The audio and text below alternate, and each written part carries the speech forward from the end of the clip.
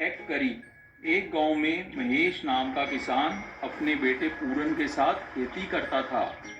कई वर्षों से बारिश नहीं हो रही है। हमारी सब फसल बेकार हो गई है। कर्जा भी बहुत बढ़ गया है। हमें तो कोई और काम करना होगा, वरना बहुत मुश्किल में पड़ जाएंगे। पिताजी, हमें कोई और काम तो आता नहीं, क्या करेंगे हम? महेश को कर्जे की इतनी चिंता हुई कि वो बीमार हो गया। बेटा पूरन, घर में कुछ पकाने के लिए नहीं है। जाओ जरा बाजार से कुछ सब्जी ही ले आओ। अच्छा माँ। पूरन सब्जी खरीदने जाता है। सभी सब्जियां इतनी महंगी हैं कि मैं तो कुछ भी नहीं खरीद सकता। चलो, 2 अंडे ही खरीद लेता हूँ, आज इसी से काम चला लेंगे। पूरन ने अंडे लाकर अपनी माँ को दिए। ये क्या बेटा, केवल 2 अंडे? इससे हम तीनों खाना कैसे खा पाएंगे? कोई बात नहीं माँ, जो है उसी से ही गुजारा कर लेंगे। तभी दरवाजे पर किसी ने दस्तक दी। मैं देखता हूँ कौन है। आप कौन? जी, मैं यात्री हूँ। बहुत भूख और प्यास लगी है। क्या कुछ खाने को मिलेगा? हाँ हाँ, मेरी माँ खाना बना रही है। अभी आप थोड़ा पानी पी लीजिए। आइए आइए, अंदर आइए। भाई वाह, मजा आ गया। ये अंडे की सब्जी तो बहुत ही स्वादिष्ट बनी है। आज आपने इस भूखे को खाना खिलाकर बहुत पुण्य का काम किया है। ये तो हमारा फर्ज है।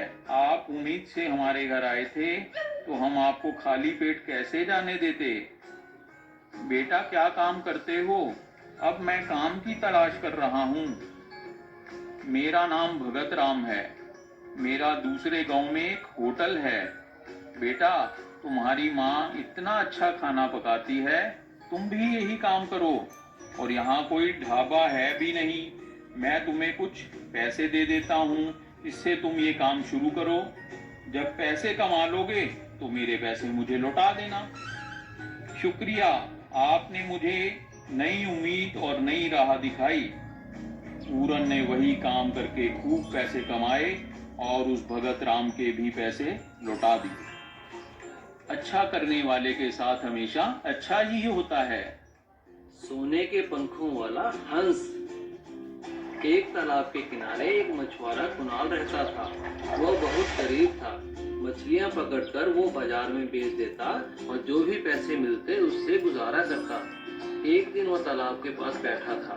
तभी उसने देखा कि एक चील किसी पीले हंस को लेके जा रही है। बचाओ, मुझे बचाओ।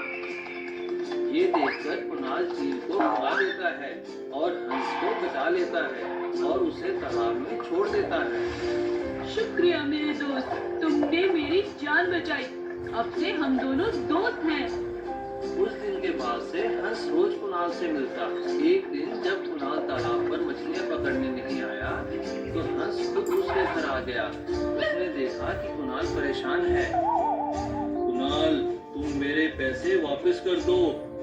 बस, मैं अब कुछ नहीं जानता। मुझे थोड़ा और समय दीजिए, मैं कोशिश करूंगा कि आपके पैसे जल्दी लौटा दूं।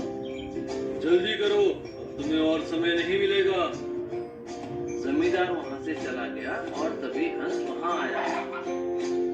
दोस्त, तुमने मुझे बताया क्यों नहीं कि तुम्हें पैसे चाहिए?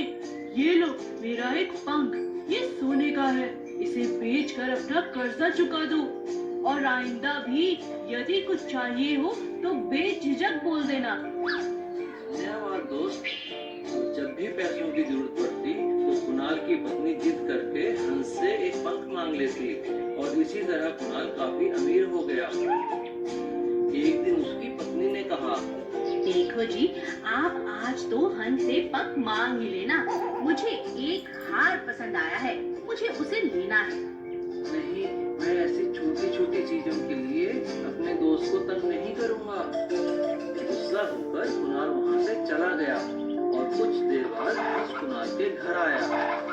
कुणाल, कुणाल, कहाँ हो तुम? वो तो बाजार गए हैं। आप रुकिए, उन्हें आपसे कुछ काम भी है। अच्छा। अब लालच में आकर कुणाल की पत्नी ने पीछे से हंस को पकड़ लिया। ओह ओह, ये दो, नहीं तो मेरे पंख टूट जाएंगे। बचाओ। अब हाथ आ ही गए हो तो कई सारे पंख एक साथ तोड़ लेती हूँ। उसने बड़ी मुश्किल से अपने आप को छुड़ाया। ये तुमने ठीक नहीं किया। देखो, जो पंख तुमने तोड़े हैं वो सोने के नहीं हैं। अगर मैं खुद तोड़ता तभी ये हमेशा के लिए सोने के रहते। क्या? ओह, ये मैंने क्या कर दिया? तुम अब पछताओगी, क्योंकि अब मैं कभी यहाँ नहीं आऊंगा। इतने में कुणाल वहाँ आ जाता है। दोस्त, मुझे माफ कर दो। मेरी पत्नी ने जो तुम्हारे साथ किया उसका मुझे बहुत खेद है। सीख, ज्यादा लालच करना ठीक नहीं है।